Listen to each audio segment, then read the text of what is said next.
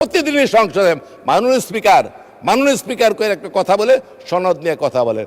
সনদও বুঝি, ব্যাখ্যাও বুঝি, সংস্কারও বুঝি, সংশোধনও বুঝি, কিছু বুঝার কিন্তু বাকি নাই। অতএব মানুষকে বুঝতে দেন, সঠিক পথে আসেন, ধারাবাহিকভাবে কর্মসূচি পালন করার চেষ্টা করি।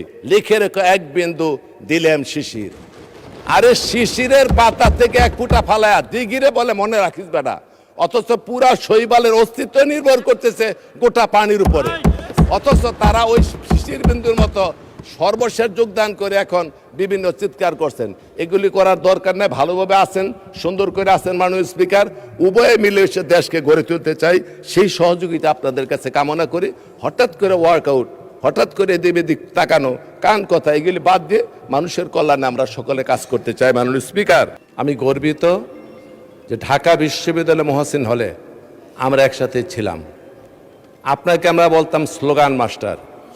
স্বৈরাচার বিরোধী আন্দোলনে আপনি স্লোগান দিতেন, আমরা সেই স্লোগানে অংশগ্রহণ করতাম। মাননীয় স্পিকার, সময় যা দিয়েছেন কথা বলা যাবে না বুঝতে পেরেছি, দয়া করে খেয়াল রাখবেন একটু। এবং এই ক্ষেত্রে আমি মাননীয় সংসদ নেতা, মাননীয় প্রধানমন্ত্রী দৃষ্টি সহানুভূতিশীল একটু দৃষ্টি দেওয়ার জন্য অনুরোধ করছি। মাননীয় স্পিকার, 1971 সন এর সাথে জিয়াউর রহমান জড়িত, 1975 সন জিয়াউর রহমান জড়িত, 1990 সন বেগম খালেদা জিয়া জড়িত, 2024 সন আজকের প্রধানমন্ত্রী সংসদ নেতা জড়িত।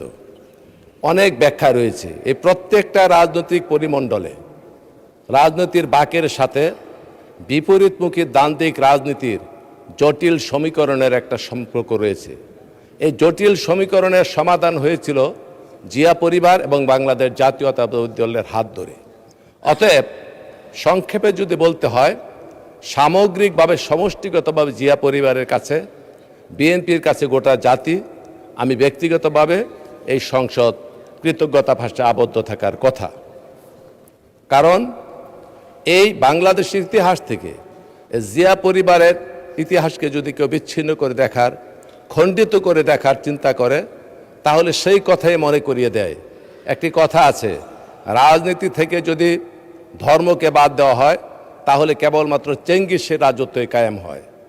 আর বাংলাদেশের ইতিহাস থেকে জিয়া পরিবারের বিএনপির রাজনীতি যদি বিচ্ছিন্ন করা হয় তাহলে সেই ইতিহাস হয়ে পড়ে সারশূন্য, ম্লান হয়ে যায়, কলুষিত হয়ে যায়। অতএব আমি আলাদা করে মহান রাষ্ট্রনায়ক জিয়াউর রহমানকে অভিনন্দন জানানো, বেগম খালেদা জিয়ার প্রতি কৃতজ্ঞতা পোষণ করা এবং আজকের যিনি জনগণের ভালোবাসার গলায় পড়ে ভোটের মাধ্যমে যিনি এই সংসদকে অলঙ্কৃত করেছেন, সেই মহান নেতা মাননীয় প্রধানমন্ত্রীর আলাদা কোনো প্রশংসা করতে চাই না। কারণ এই প্রশংসার সাথে কোনো ব্যক্তি অথবা গোষ্ঠী জড়িত নয়, সমগ্র জাতি গোষ্ঠীর অহংকার এর সাথে সম্পৃক্ত।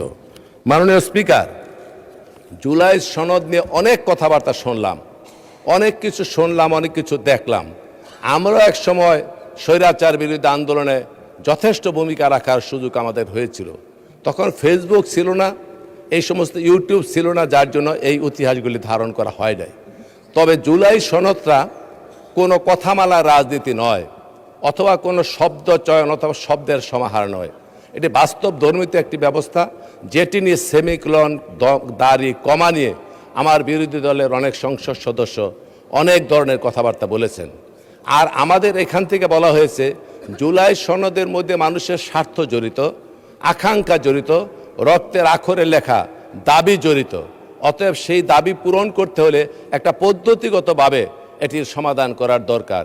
যেই কথাটি মাননীয় স্বরাষ্ট্রমন্ত্রী বলেছেন, আইনমন্ত্রী বলেছেন, অনেক সংসদ সদস্য বলেছেন, এটি এই জুলাই সনদকে বাস্তবায়নের জন্য পদ্ধতি নিয়ে আলোচনা করা দরকার। এই প্রসঙ্গে আরেকটি কথা আমি সংক্ষেপে বলতে চাই, যেহেতু সময় কম। পণ্ডিত জওহরলাল নেহেরু একটি কথা বলেছিলেন যে পাশ্চাত্য শাসন ব্যবস্থার সাথে আমাদের ভারতীয় শাসন ব্যবস্থার পার্থক্য হচ্ছে এই, ওদের শাসন ব্যবস্থা পদ্ধতি নির্ভর আর আমাদের শাসন ব্যবস্থা কান কথা নির্ভর। তো আমাদের বিরোধী দলের সদস্য যারা রয়েছেন, ওয়াকআউটের পূর্বে, পরে, কারণে অকারণে দেখি কান কথা বলেন, কান কথা বলার পরে ফিস করে বলার পরে কোনো সময় ওয়াকআউট করেন, কোনো সময় বোধে তর্ক করেন। এই প্রত্যেকটি কান কথা নির্ভর।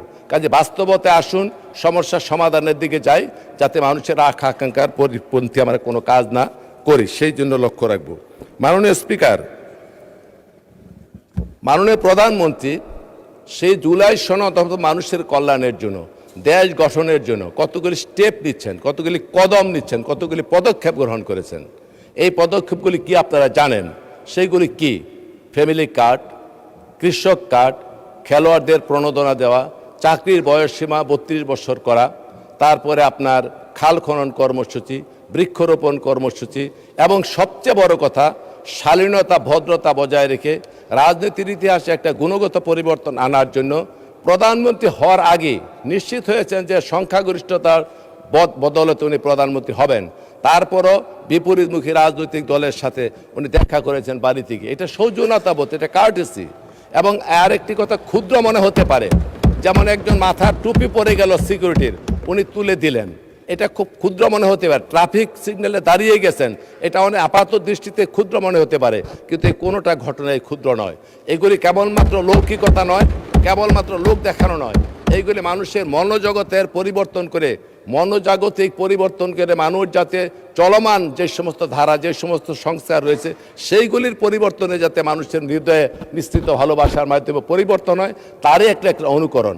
আমি এই প্রসঙ্গে আরেকটি কথা বলতে চাই মানুষ স্পিকার, সেটি হচ্ছে মাও সেতুংয়ের কথা আপনারা শুনেছেন। 1934 সনে মাও সেতুং একটা লং মার্চ করেছিলেন সে চীনে, এবং সেটা 1 বছর লেগেছিল শেষ করতে। 10,000 মাইলের মতো তারা লং মার্চ করেছিল 1 বছরের পর্যায়ক্রমে। এই মাও সেতুং লং মার্চ শুরু করার পূর্বে একটি বক্তব্য দিয়েছিলেন। সেই বক্তব্যের মধ্যে একটা লাইন লিখেছিলেন, উনি বলেছিলেন 1000 মাইলের লং মার্চ তো শুরু হয় কেবলমাত্র একটি কদম ফেলে। অর্থাৎ একটা স্টেপ, একটা পদক্ষেপ গ্রহণ করে কিন্তু 1000 মাইলের লং মার্চ শুরু হয়। ঠিক প্রত্যেকটি বড় কাজের প্রত্যেকটা পদক্ষেপ আছে। এই পদক্ষেপগুলি প্রধানমন্ত্রী বারবার নিয়ে যাচ্ছেন, যেটিকে অবলম্বন করে আমরা বহুদূর পর্যন্ত যেতে পারবো। অতএব এইটাকে ছোট করে দেখার, তাচ্ছিল্য করে দেখার কোনো কারণ নেই। আর একটি কথা বলি, অনেকে আন্দোলনে যোগদান করেছেন, কখন করেছেন, কোন সময় করেছেন, কোন অবস্থায় করেছেন, কোত্থেকে করেছেন আমরা জানি। কিসের নিচ থেকে আসছেন সেটাও বলতে চাই না, সবাই জানে। কখন এসেছেন সেটাও জানি না। এই প্রসঙ্গে আমি শুধু ছোট্ট একটি গল্প বলে আপনাদের বোঝাতে চেষ্টা করব। মাননীয় স্পিকার, এক শিক্ষক ছাত্রকে বলছে, এদিকে আয়তো, বলে জি স্যার। বলে ওই বাড়ি থেকে একটা দাও নিয়ে আন। বলে কেন? বলে আমি ডাব খাবো।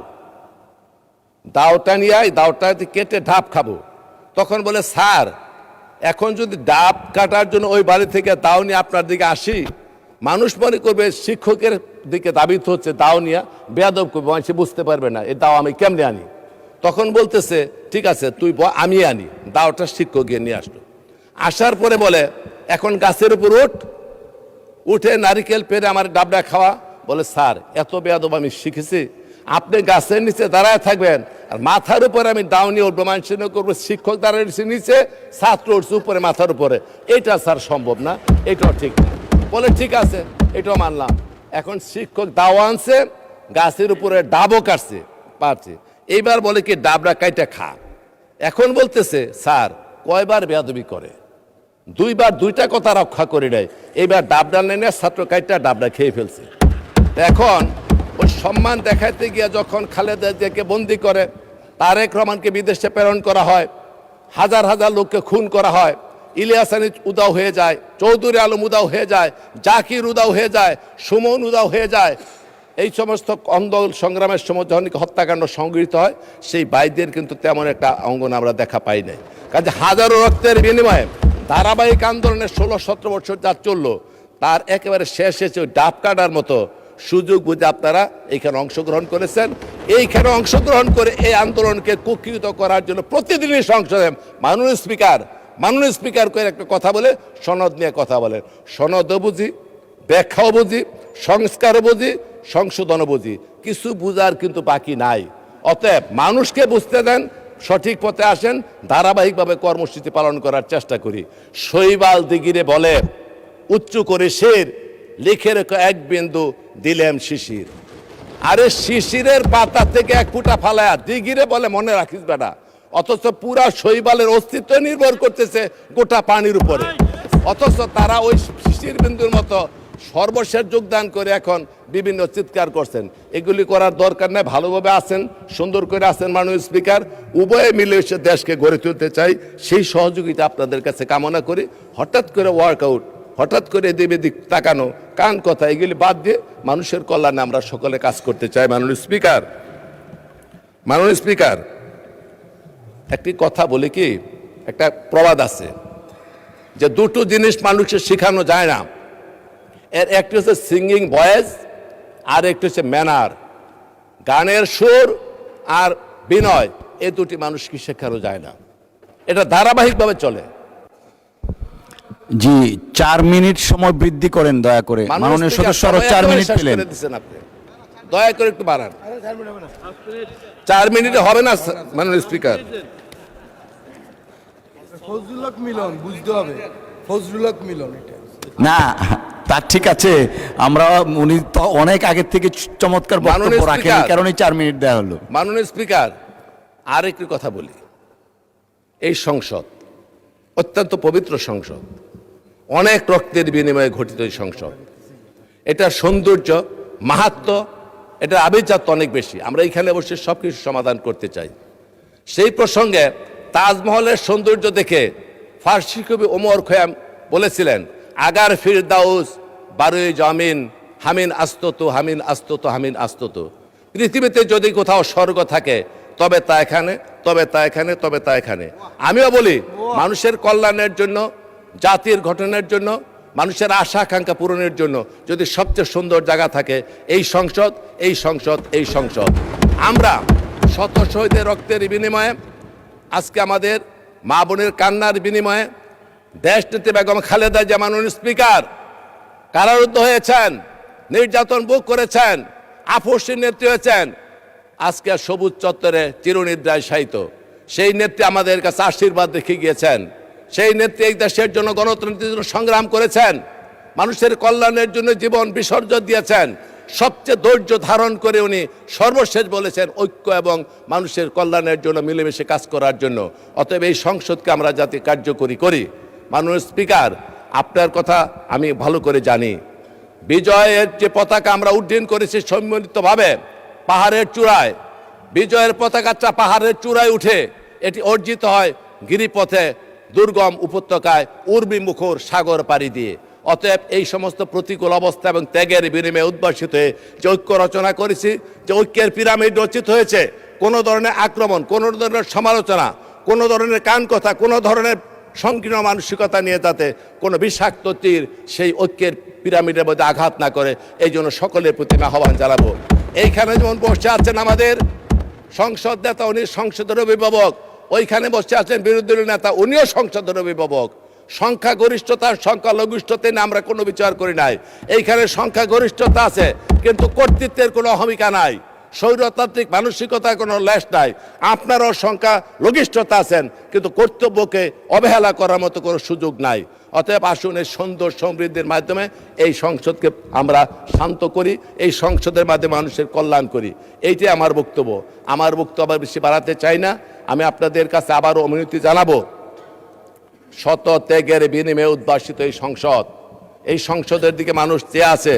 অতএব হঠকারী কোনো সিদ্ধান্ত, আবার যাতে ফেসিবাদের কোনো পদধ্বনি শুনতে না পারি, কোনো ফাঁক ফুকর দিয়ে যাতে আবার স্বৈরাচারের গোপন দোসররা এইখানে প্রবেশ করতে না পারে, এই জন্য মহান দায়িত্ব এবং সততা নিষ্ঠা নিয়ে কাজ করতে হবে। আমাদের মাননীয় প্রধানমন্ত্রী যে উদাহরণগুলি স্থাপন করেছেন, আসুন তার সারথি হই। উনি শুরু করেছেন এই পথকে যদি না কল্যাণকামী পথে চূড়ান্ত পর্যায়ে নিতে হয়, তাহলে সকলের সহযোগিতা প্রয়োজন। বিরোধিতার খাতির বিরোধিতা করলে কোনো লাভ হবে না। অতএব মানুষের হাসাহাসির পাত্র যাতে না হয়, সেই জন্য আমরা এদের কাজ করতে হবে। আসুন, যে মহান প্ল্যান নিয়ে উনি এসেছেন, শোনেন, যিনি কাঁথা সেলাই করেন তাকে বলা হয় কারিগর, আর যিনি কাঁথায় নকশা করেন তাকে বলা হয় শিল্পী। উনি প্ল্যান নিয়ে এসেছেন, মানসিক জগতে উনি প্ল্যান করে বিদেশ থেকে এসেছেন। সেই প্ল্যানের অংশ আজকে প্রত্যেকটা পদক্ষেপ নিয়ে কারিগর হিসেবে উপস্থিত হতে চাচ্ছেন। অতএব শিল্পী এবং কারিগর যখন একত্রিত হয়, কল্যাণকামী রাষ্ট্র প্রতিষ্ঠার জন্য কোনো ধরনের অসুবিধা হয়।